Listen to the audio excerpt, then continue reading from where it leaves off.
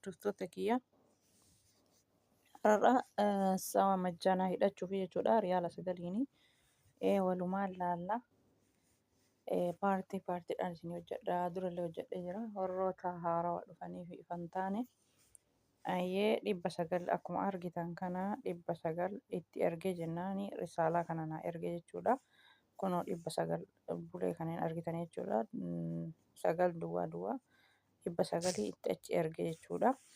Amma eegasii jala kana kun bakka teeksti miiseejii jettu kanatti barreeffama itti ergina jechuudha. Lakkoofsa itti ergina jechuudha. 82 duwwaa 8 amma kuni kan riyaala 9 jechuudha. Riyaala 9 majjaan hidhachuuf deema jechuudha. Kana asumatti dhiise birrii kiyya hangam keessa akka qabu immoo gaafadhee isin agarsiisa jechuudha. Mee asumatti jedhumaan dhiisee keessaa ba'a. Bakka okkee deemee kanneen birrii kiyya gaafadha. Akkuma argitanii kokkobbii tokko 6 masalaalii okkeedha jechuudha. Birrii kiyya gaafachuu fi hammamtu maal jechuu irra deebi'a.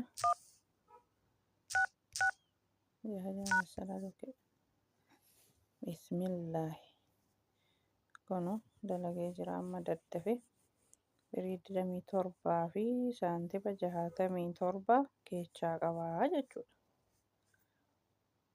Okay. Amma birrii 9 keessaa yoo mure birrii 18tu keecha naafa 18 fi saantibii 67 keessa naafa jechuudha. Okay.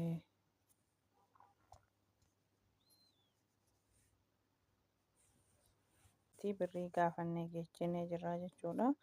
Birrii 27 fi saantiba 67 keessa jira. Haya amma deemnee majjaana hidhannaa jechuudha. Balleessee jira jechuudha.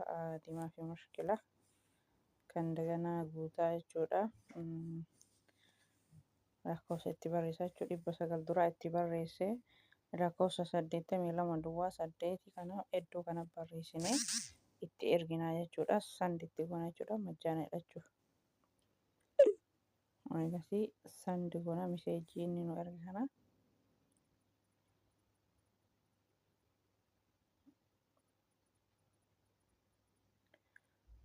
Birrii 9 keessaa muratee kunu jala kana mul'isaa jira. Birrii 9 dura 27 fi saantiba 67 kunu birrii 18 fi saantiba 67 keechaa naafe 9 fudhatee jira jechuudha.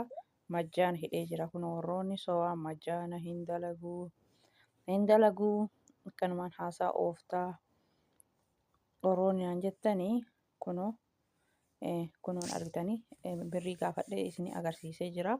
Amma birrii meeqatu keessan naa hafe birrii meeqanarraa murate kunoo ifa jira jechuudha. Wanti kijibaa akkanumaan haasaa ooftaa akkanumaan haasaa nu dheeressitaa jettuun tokko hin jiru kun ifaan ifa ija keessan duratti jechuudha. Kun haala kanaan akkuma asirraa argitan kana birrii 9 keessaa muratee jira. Akkasuma 18 saantibii 67 keessa sii hafee jira kan jedhu kun natti ergee jira jechuudha. Akkuma argitan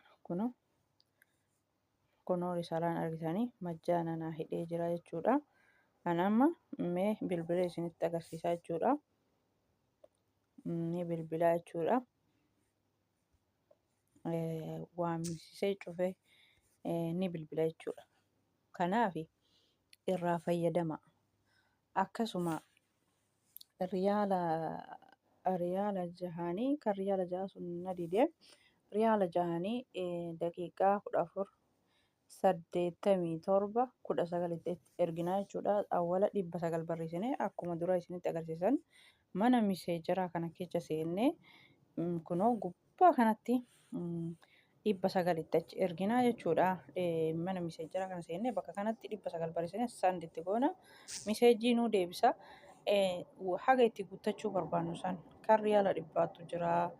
Kan riyaala 35tu jira. Riyaala 35 daqiiqaa 80 900 achi barreessinee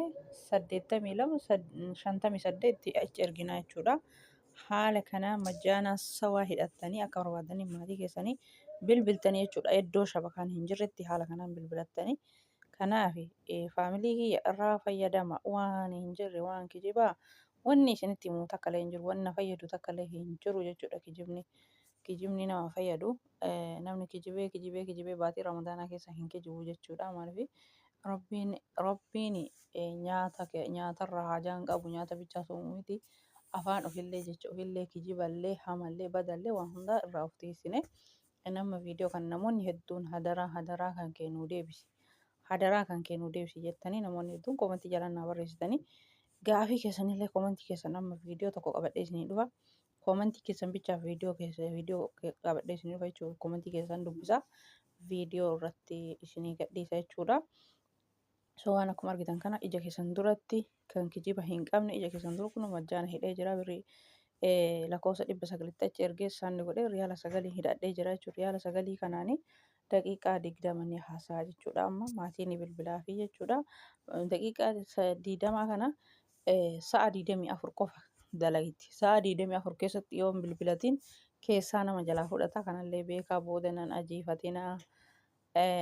Akkasuma maallaqa so'an nu jalaa nyaataa heeyyama kennan alatti beeksisni garaagaraa bilbila aappii garaagaraa gabbuufne beeksisni garaagaraa kan aappii tokko beeksisa qabu jira. Achi keessa immoo birrii namaa heeyyama namaatiin ala nama jalaa saama.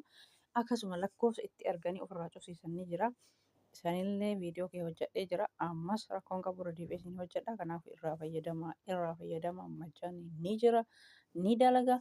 Itti fayyadama. Warroonni nu dide jettan itti deddeebi'aati meeseejii itti erga haarawaa waan taateef meeseejii kana sawaa majjaan hidhatu kan haarawaa waan taataniif yeroo awwala sana isin dida malee yeroo hedduu itti deddeebitanii osoo lakkoofsan dogoggoriina yoo itti 900 itti barreessanii manuma istiisii kana istiisii meeseejii kana keessa seentanii isumatti 900 achi ergitan. 900 kun kuma majjaana nama hidhu jechuudha. 900 barreessitanii riyaala 7, riyaala 6, riyaala 9, riyaala 10, riyaala 35, riyaala 415 kana hidhachuu kan barbaadan kan humna keessaniiti jechuudha. Gadi aanani 9 fi kan riyaala 10 kan 35 kana yoo hidhattani daqiiqaa 80 akka barbaadan haasoftanii kanaafuu kana fakkaataa viidiyoon kiyyaa irraa fayyadamaa viidiyoo isinitti dheeressu kanas asumatti gabaabsa turtii gaarii isin jedha faamilii.